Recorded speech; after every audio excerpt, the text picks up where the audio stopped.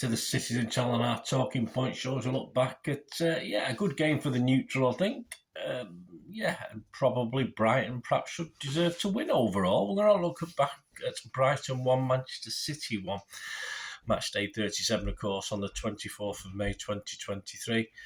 So we'll have a look at what happened on the night. And well done, Brighton. Not a bad little team, but we knew that anyway before we played this. And Pep knew that before we played this. But he still had to take one or two risks, probably forced rather than by choice.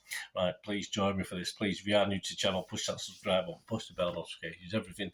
City, past, present and forever, of course. And if you are pushing buttons, you press that little like button. Just trying to get a minimum of 20, 25, 30 likes if I can for these reports. Get me to 20, push me over to 25 to 30, it'd be great. Right, let's have a look at this. The team, I got 7 right, which is what I said I'd be happy with. No idea what's going on. Obviously, Pep was forced to make changes. We'll talk about the bench in a minute. There was 6 changes to the Chelsea game. We had Ortega, Walker, Stones, Roderick, Lewis, Gundo, De Bruyne, Bernardo, Mahrez, Foden and Haaland. Subs, Ederson, Phillips, Alvarez, Gomez, and then we get Charles, O'Reilly, Palmer, Robertson and Knight. There's an unusual. We don't usually see that in cup games, not so much at the penultimate league game of the season. Players had, let's say they had niggles. Let's hope it wasn't hangovers, because that would be totally unacceptable. Yeah, we appreciate we have to celebrate, and Pep's acknowledged we have to celebrate, but we have bigger fish to fry. I think, we've surely could have waited another couple of weeks, but let's take it on the chin and say obviously one or two might have been not quite fit enough for reasons other than a hangover, perhaps. Yeah, my 4 differences to the team. I did have Laporte in, of course. We had Walker. I had Gomez in. Of course, we had Rodri. I had Phillips in. We had KDB. We had Alvarez, and obviously we had Bernardo. Some slight switches in formation, which caused City some problems, I think, in this game. Brighton themselves had 4 changes to the last time out. Their 3-1 victory over Southampton. Their team: Steele, Casado, Van Heck, Colwell, Estupinian, Gross, Gilmore, Buonanotte, and Ciso, Mitoma and Welbeck. Referee was Simon. I won't give you the reserves. It doesn't matter, does it? Referee was Simon Hooper. Of course, he's ref City 9 times now with this game, and we've won 6 and drawn 3, so we're still unbeaten. And he's shown 9 yellows to City players, plus 1 to Pep, wasn't it, last night? And 21 yellows to opponents. So he's only ever awarded City 1 penalty. I think Bernardo tried to buy one last night, but there's no way he was getting that. And VAR last night was Chris Kavanagh. Right, on to the match report. 2 minutes. Walker, as other players tended to do in that first third of the game, I'd say, gave away a free kick just outside the box. Of course, nothing came of it, but we would almost be punished a bit later. 6 minutes, Foden crosses for Haaland, who I have no idea how he headed that over. It looks impossible not to get it on target. Awful finish by Erling. Foden was a little bit miffed, to say the least. 10 minutes, Gilmore curls a shot towards the bottom left. There's no real pace in this effort for Ortega. This followed some fancy footwork by, unfortunately, Gundogan and Foden. Little back passes on the edge of the box, which ended up with us losing it. So, yeah, it just didn't work, guys. You shouldn't be fannying about on the edge of our box after 10 minutes. 14 minutes, Ortega's pass out to Gundo, sort of pings back at him after a challenge on Gundo. Ortega doesn't quite control it. There's a high press, of course, from Brighton, but he just about recovers to clear from Casado, but he was a little bit nervy, to say the least. 16 minutes, Gundogan gives a free kick away. Again, in and around the box. A poor kick from Gross straight to Ortega, though. 19 minutes, Gundogan gives away another free kick on the edge of the box. And Welbeck this time smashes it against the bar with Ortega well beaten. 21 minutes, Foden slips a ball through to release Haaland, who runs clear. Looks as though he's going to simply put it into the net. He decides to try and round Steele, but the ball sort of gets caught, as it tends to do with old Mr. Haaland sometimes. Allows the keeper to smother at his feet. Good old-fashioned keeping, coming out, stopping the ball, but Erling should have done far better with that one. 25 minutes, Ireland sent down the inside right channel by Gundo. Again, this time he round Steele on the edge of the box, but unselfishly, or through lack of confidence, you take your pick, passes it to Foden on his left. There's a couple of defenders around, but Foden can take a touch and pick his spot. Unfortunately, Van Heck on the line can't sort his feet out. It must be watching early to clear, and he sort of just ends up kicking it into his own net. But yeah, it's 1-0. Perhaps he could have done better and saved it. But yeah, we'll take that 1-0. 30 minutes, a bit of a warning, and Sisso goes down the middle, takes a shot that's deflected high into the end, just loops over the bar for a corner.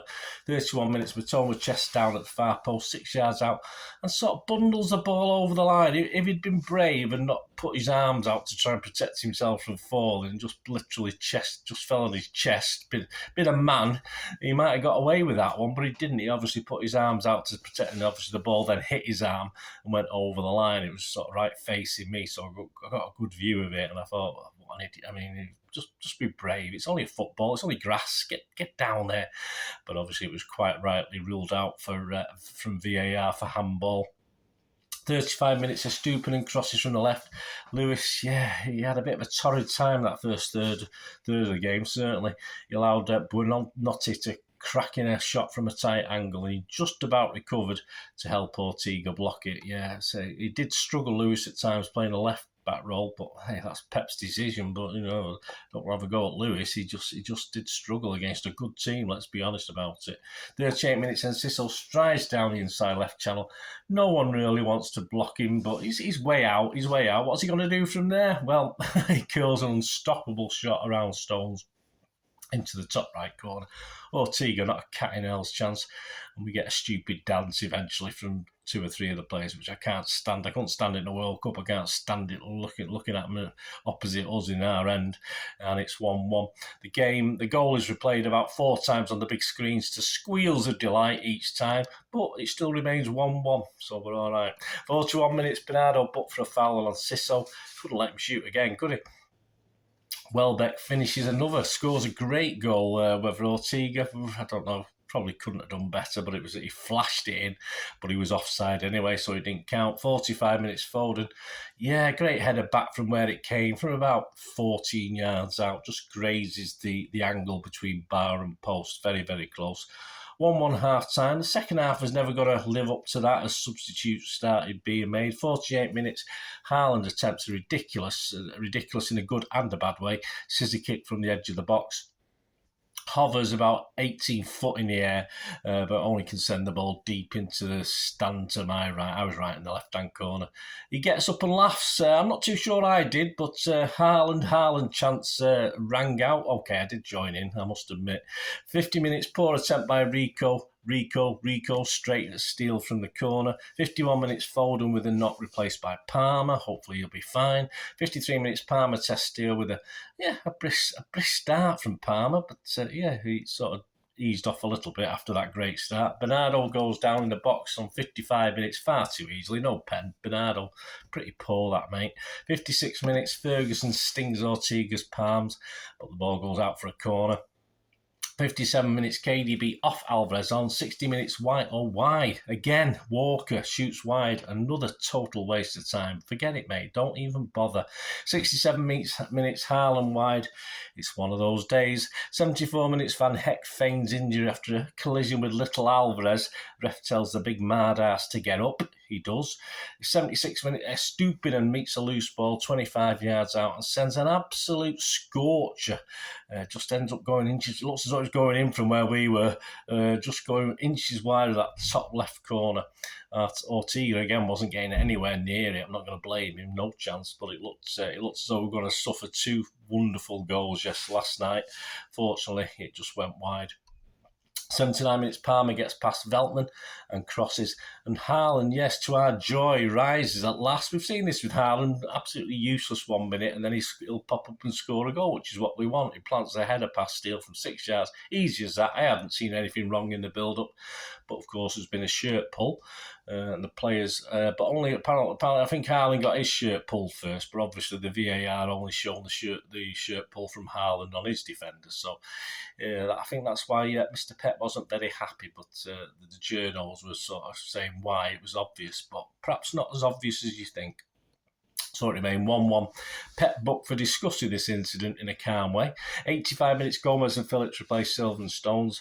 We got 4 minutes injury time. Neither team seems to be happy. Brighton are happy with a draw because it means they're in Europe. Definitely stamps that they're in Europe, and City have won the league. So why should we bust a gut in the last 10 minutes? But 4 minutes injury time flies back.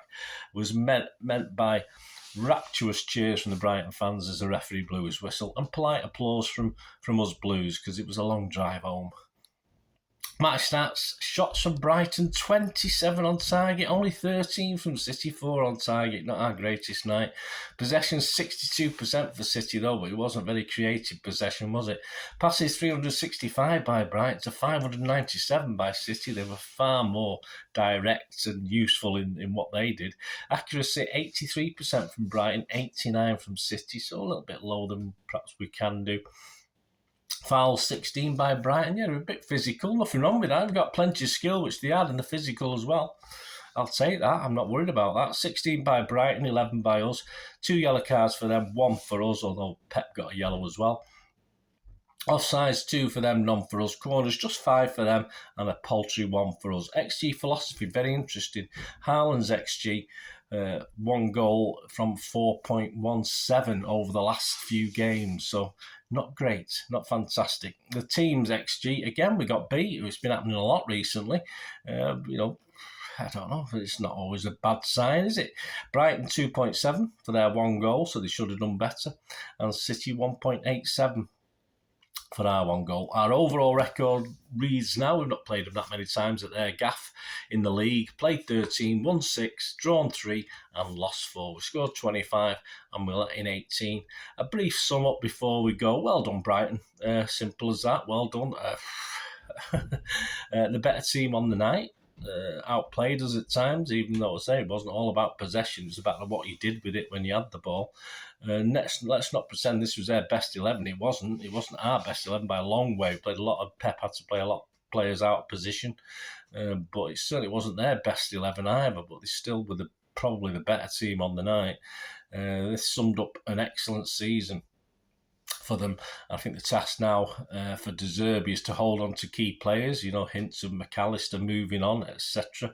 And if we could add to this squad and keep his best players, they've got a chance at Europe next year, and they've got a team quite capable. They have shown a few inconsistencies in the season, certainly in the latter half of the season, but they're quite capable of having a good tilt at Europe and should be capable again, although it's going to be more difficult, as always, to get another top 6 finish. I'd probably say top 8. I think some of the teams who've struggled this season might do a little bit better. Excuse me. Might do a little bit better, but it won't be easy. But at least at this point in their time, the Premier League status looks certainly assured for times to come. It did under Potter, it's doing under De Zerbi, and of course, as long as De Zerbi's there, I think they'll be fine. And this is a good team, a lot of good happy thoughts within the team. But the only problem they've got is, of course, De Zerbi will be getting a few approaches, no doubt, from other Premier teams, even abroad. I'm not too sure, and so that will test his longevity as well, and which may affect. But as I said, after Potter, you thought they might go down, but they picked the right man. It's either good management behind the scenes, boardroom, pick the right guy. You've got a chance, haven't you? City, well, as I say, lots of ifs and buts as to why certain players weren't there last night. Lots of ifs and buts as well, as whether too many celebrated. We know Grealish has got previous for this, and Pep was a bit worried about the guys he put out there, whether they could do the job. So there was problems there last night. But we've got Brentford now to try and sort our heads out, get it back on track, because we've got 2 massive games, and they are massive, to follow that Brentford. So let's hope injury niggles are beginning to disappear. Obviously, we've got Foden now, who could have a problem, so let's hope that's not too bad. We've got Stones, who could have a problem. Let's hope that's not too bad. But I think our bench, as I said, shown some weaknesses last night. But as I said, hopefully it's just a temporary thing. we should be fully focused now on what's going to happen over the next 2.5 weeks, where our whole season will be defined. If not, big part of our history will be defined about what's going to happen over the next 2.5 weeks. I think generally it's accepted that I think we need to graft a little bit more on the pitch, as I say, within the constraints of Pep playing an unusual formation last night. We didn't quite look at it, but say you had players playing in a totally different position. You had players like Gundogan who took a chance moving up, and it was just a big hole behind him tactically. We were all over the place, and I'm not going to blame Pep. I think the problem is the options he had last night, and we got away with a draw, which I think is okay. But as far as drinks concerned, yes, they did celebrate a bit too much the other day. Yeah, of course you've got a right to celebrate. We won the league title, but there's a lot bigger fish to fry, and we can certainly drink Manchester Dry from 11th of June onwards for 3 or 4 weeks, can't we? They still feel like doing that by that time, and that's what we've got to do. But hey, I'm all for celebrating what you've got now, because you never know what's around the corner. But yeah, it's just interesting to me. But Pep seems to. I'd love to see a behind the scenes on Pep, but he seemed to remain outwardly. He seemed to remain calm about it all and accepting of it all. So, who are we to argue with that? Anyway, let me know your thoughts, guys, on an interesting game. I'm not going to bang on about the lots of empty seats around me and people. I've done it on Twitter. You might have seen on there.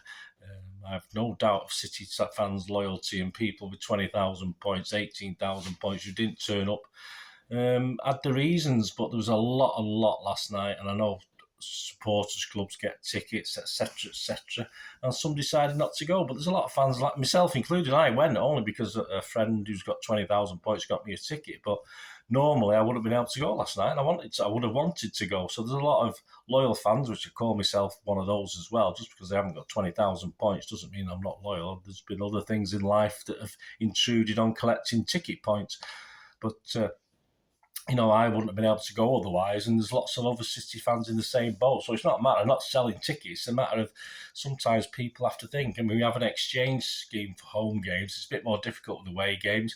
You've got supporters clubs getting tickets allocated, asking for 80 tickets, and then realising they only needed 50. I've heard all these stories from people who actually control official supporters clubs. I've heard talking about it, so I know it happens, and it's what we've got to do is take the good bits of the system and update them a little bit to give proper City fans a chance to go to games like this, and they never got the chance last night. So, yeah, as I say, I've been put a few things out on Twitter about it, but a bit disappointing because some loyal City fans, decided last night. I mean, there will be some who perhaps couldn't get there for whatever reason. That sod the 30 quid. I'm going to Wembley in Istanbul, but obviously some genuine City fans who would have wanted to go, had the opportunity to go, never got the chance. So if that happens, it's always something wrong with the system, and it needs a little bit of a look at. But anyway, that's for another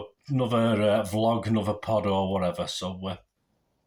Anyway, don't worry about that. Join me, please, for the preview soon of the Brentford game, our last league game, and of course the player rating show with Simon Bukowski. Check that out as well, and great to have all your comments. Thanks for watching, guys. Please, until we meet again, that's one thing, don't I? Please stay safe, Blues.